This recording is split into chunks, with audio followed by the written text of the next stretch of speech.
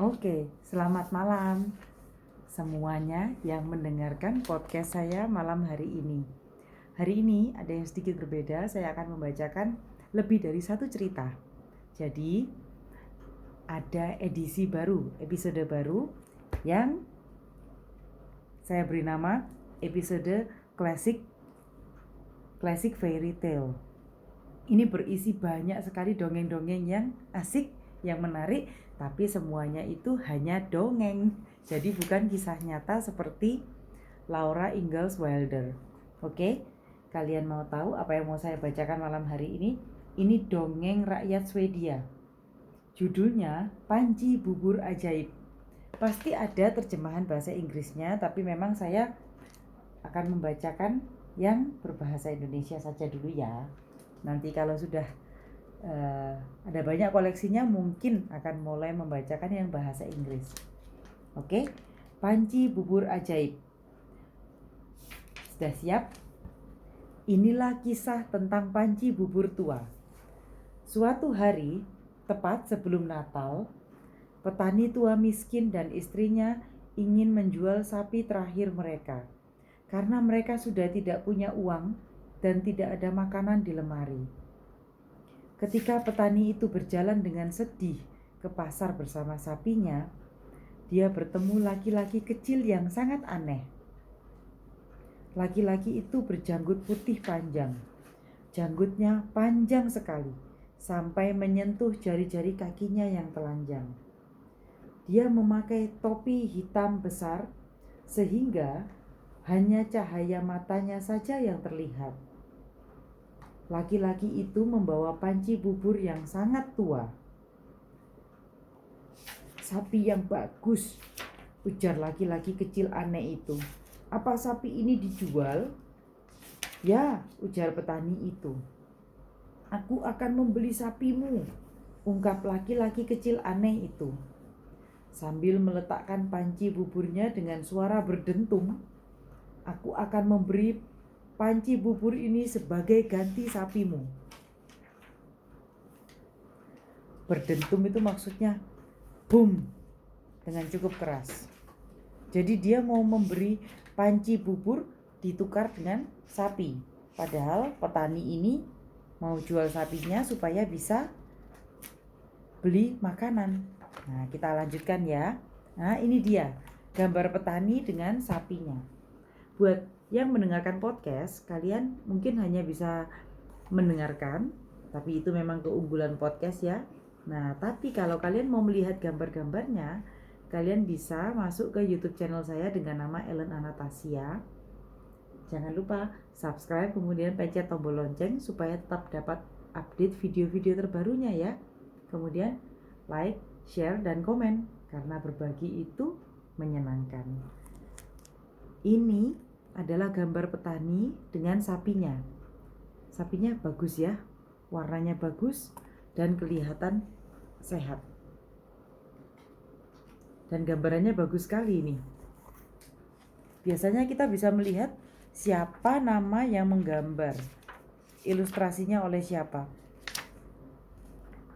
Oh, tapi di sini tidak ada. Oke, kita lanjut ya. Petani itu melihat panci bubur yang sangat tua itu. Lalu dia melihat sapinya yang bagus. Namun, saat dia hendak mengatakan tidak boleh, terdengar suara bisikan. Bawa aku, bawa aku.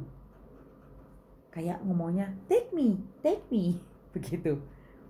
Petani itu menggelengkan kepalanya. Astaga, menjadi miskin saja sudah cukup buruk. Apalagi kalau dia harus mendengar suara-suara aneh. Ketika dia membuka mulutnya lagi untuk mengatakan tidak boleh, terdengar suara itu lagi. Bawa aku, bawa aku. Dia langsung tahu panci itu pasti panci ajaib dan harus segera dia dapatkan. Karena itu, dia segera berkata pada laki-laki kecil aneh itu, boleh. Dan dia menyerahkan sapinya. Dia membungkuk untuk mengambil panci itu, dan ketika dia mendongak, melihat ke atas, laki-laki kecil aneh itu sudah lenyap. Petani itu tahu bahwa dia akan sulit menjelaskan pada istrinya alasan dia menukar sapi berharga mereka dengan panci bubur yang sangat tua itu. Tentu saja istrinya marah dan mulai mengeluarkan kata-kata yang sangat kasar. Tapi kemudian panci itu bersuara, "Bawa aku ke dalam dan bersihkan, lalu gosoklah. Maka kamu akan melihat keajaiban yang akan kamu lihat." Istri petani itu terkejut, tapi dia mengikuti permintaan si panci. Dia mencuci panci itu luar dan dalam, kemudian menggosoknya sampai mengkilat seperti panci baru. Segera setelah dia selesai, panci itu meloncat dari meja, langsung menuju pintu. Petani dan istrinya duduk terdiam di dekat perapian. Mereka tidak punya uang, tidak punya sapi, tidak punya makanan. Dan bahkan sekarang mereka kehilangan panci ajaib itu. Di ujung jalan rumah petani miskin itu, hiduplah seorang laki-laki kaya. Dia egois dan menghabiskan seluruh waktunya dengan makan makanan yang enak dan menghitung uangnya selalu. Pelayannya banyak, pembantu di rumahnya banyak, termasuk seorang koki yang sedang membuat puding Natal di dapur. Puding itu berisi buah plum, kismis tanpa biji, almond, dan makanan enak lainnya. Puding itu sangat besar, sehingga tidak ada panci yang muat untuk memasaknya. Tepat pada saat itu, panci bubur muncul di pintu. "Syukurlah," seru si koki. "Sang peri pasti mengirim panci ini untuk menampung pudingku." Dan dia memasukkan puding itu ke dalam panci. Tak lama setelah puding itu dituang ke dalam panci, si panci langsung berlari keluar pintu. Koki itu menjerit, tapi pada saat kepala pelayan laki-laki, pelayan ruang tamu, dan anak laki-laki yang menyalakan pemanggang terburu-buru masuk ke dapur, panci itu sudah hilang dari pandangan. Panci bubur itu sudah berjalan menuju rumah si petani miskin. Petani dan istrinya senang melihat panci itu lagi. Bahkan makin senang saat melihat puding yang lezat di dalamnya. Istri petani memasaknya dan puding itu baru habis setelah 3 hari. Mereka pun bisa merayakan Natal yang indah. Sementara panci bubur tua itu teronggok di dekat perapian. Ini ya gambarnya. Gambar dari halaman yang berikutnya. Nah, ini dia. Ini waktu kokinya mau membuat bubur. Kemudian dia lihat tiba-tiba ada panci. Nah, jadi dia isi pancinya. Dapurnya kan cantik ya, lain dengan dapurnya petani tadi. Baju seragamnya juga bagus untuk kokinya. Panci yang pintar ya. Ayo kita lanjutkan ya. Menarik ini. Tapi kalau ada panci yang bisa lari sesungguhnya dan bisa lompat, ya pasti takut ya. Makanya ini dongeng ajaib. Edisi dongeng ajaib, oke? Nah, oke, kita lanjutkan ya. Setelah panci bubur tua itu teronggok di dekat perapian sekian waktu, musim semi tiba.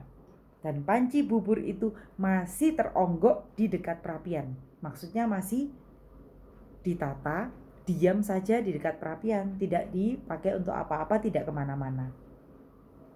Suatu hari, tiba-tiba panci itu mendekati istri petani dan berkata, "Bersihkan dan gosok aku, maka kamu akan melihat keajaiban."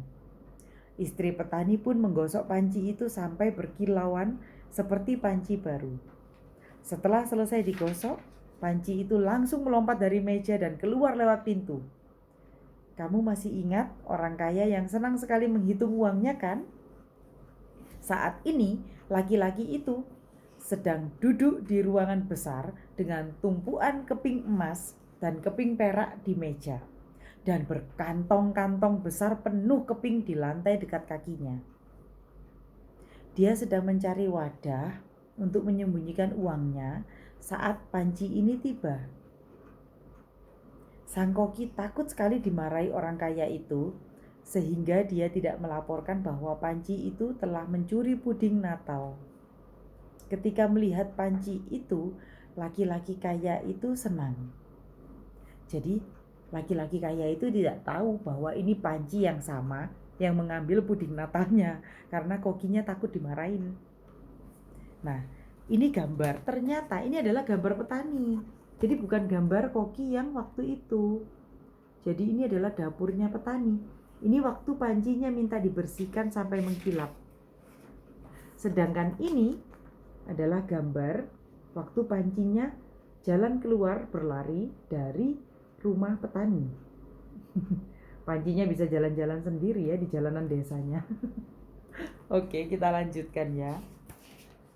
Syukurlah. Nah, ini waktu laki-laki kaya itu melihat ada panci di dekatnya dan dia tidak tahu bahwa panci itu adalah panci yang sama yang mencuri puding Natalnya. Saat dia sedang menghitung uang-uang koin-koinnya, koin emas, koin perak, dan berkantong-kantong besar penuh keping di lantainya, dia melihat ada tempat besar. Dan dia berkata, syukurlah, serunya. Sang peri pasti telah mengirim panci ini tepat pada waktunya untuk wadah uangku. Dan dia memasukkan beberapa kantong uang ke dalam panci itu. Segera setelah kantong-kantong uang jatuh ke dasar panci, dengan suara bergemerincing nyaring, kerincing begitu ya. Panci itu meloncat keluar lewat pintu. Orang kaya itu berteriak dan menjerit. Tapi pada saat kusir, kepala pelayan dan anak laki-laki pengurus kandang kuda berlari ke ruangan besar itu, panci itu sudah lenyap. Panci itu berjalan menuju rumah petani miskin. Petani dan istrinya sangat senang melihat panci itu lagi. Bahkan makin senang saat melihat berkantong-kantong keping emas dan keping perak. Uang itu cukup untuk membiayai seluruh hidup mereka, bahkan setelah dipakai untuk membeli sapi baru. Dan panci bubur yang sangat tua itu teronggok dekat perapian selama setahun yang panjang. Kemudian suatu hari panci itu tiba-tiba berjalan keluar lewat pintu. Panci itu berjalan menyusuri jalan lalu menghilang. Dan petani dan istrinya tidak pernah melihat panci itu lagi. The end. Biasanya saya suka menutup cerita dengan the end untuk anak-anak saya. Artinya ceritanya sudah selesai. Dan demikian cerita tentang panci ajaib untuk malam hari ini. Panci bubur ajaib dongeng rakyat Swedia. Ini gambar yang terakhirnya ya. Ini waktu petani itu, bapak petani terakhir melihat panci yang datang ke rumahnya kembali sambil bawa berkantong-kantong uang. Dan setelah itu mereka punya uang yang cukup banyak dan tidak pernah melihat panci itu lagi.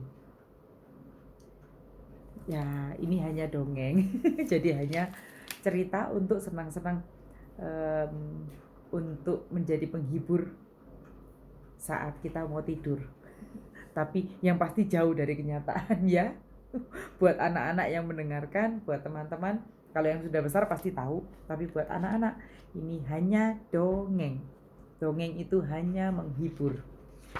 Dibuat menggambar boleh, tapi jangan dianggap sebagai kenyataan. Oke? Oke, sampai di sini dulu ya. Selamat malam, selamat istirahat. Jangan lupa tidur yang nyenyak, yang nyaman, mimpi yang indah. Dan sampai ketemu besok malam lagi. Oke? Terima kasih buat yang sudah mendengarkan. Good night.